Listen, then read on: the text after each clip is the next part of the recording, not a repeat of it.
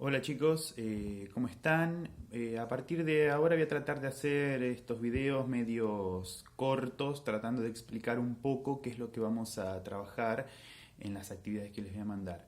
En este caso voy a arrancar con el periodo que viene después del golpe cívico-militar que derroca al gobierno de Perón en su segunda presidencia, que va de 1955 a 1966.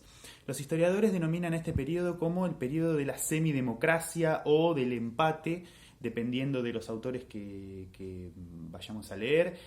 A mí me gusta más el término semidemocracia, ¿sí? Que lo propone un autor, un historiador argentino, que es Marcelo Cavarossi, y yo después le voy a dar un fragmento de ese texto, principalmente a los chicos que están en quinto primera. Este video es para ambos.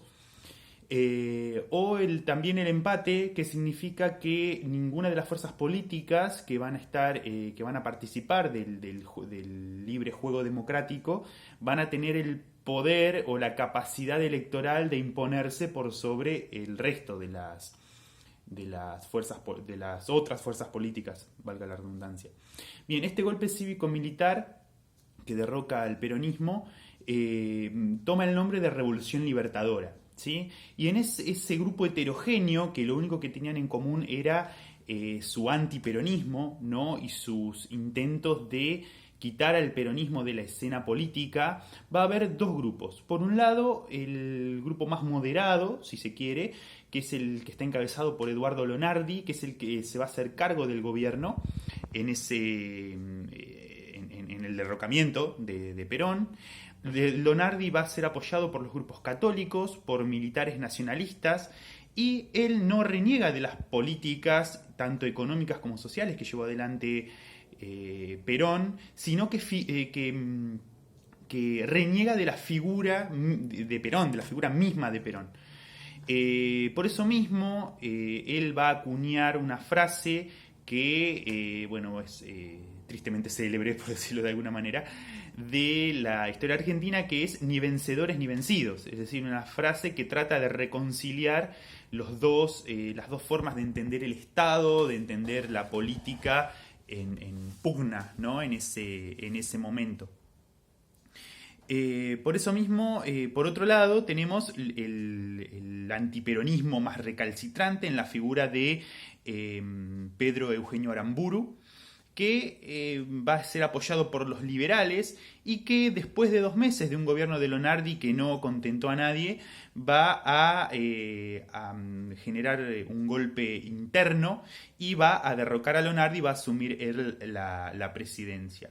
Con la llegada de Aramburu, junto con el vicepresidente, el almirante Rojas, que también fue vicepresidente de Aramburu, perdón, de Lonardi, eh, lo que se va a llevar adelante desde el punto de vista político es el proceso de desperonización de la sociedad, ¿sí? Esa desperonización a partir del decreto 1451 de 1955 lo que buscaba era la prescripción y persecución del peronismo.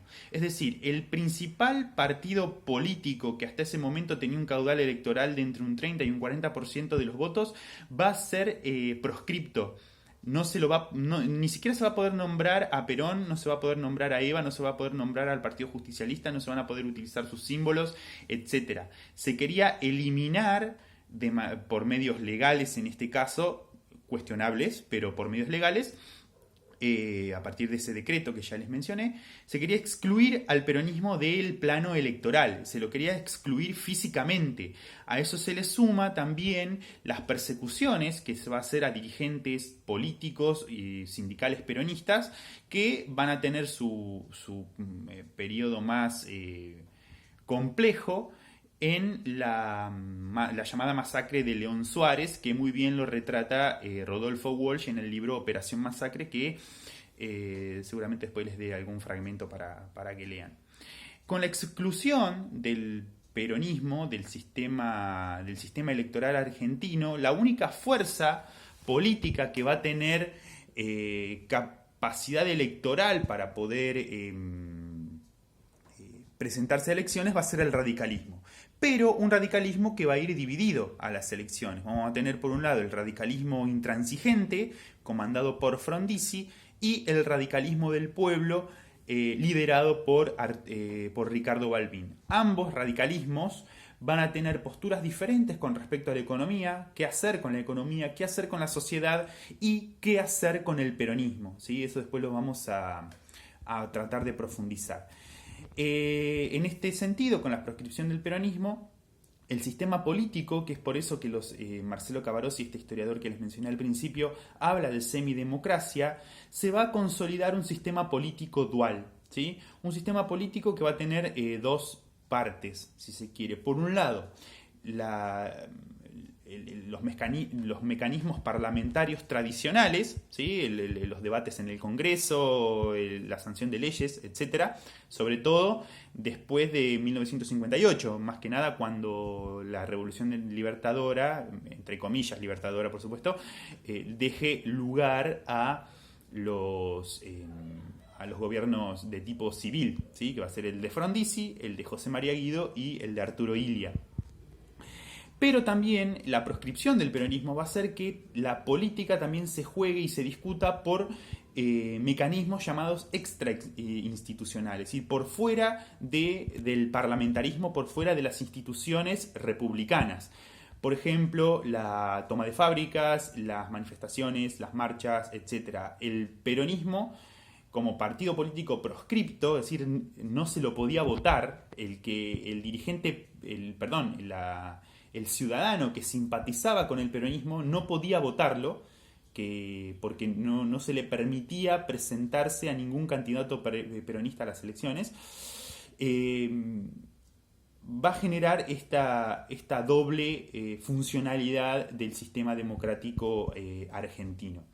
Dos preguntas van a ser los ejes de discusión durante este periodo, que va de 1955 a 1966, un periodo que va a estar caracterizado por la ilegitimidad de base de los gobiernos, porque se insiste con esto, ¿no? Con la cuestión de la proscripción del peronismo, es decir, no había elecciones limpias, porque un partido político importante no se podía presentar, y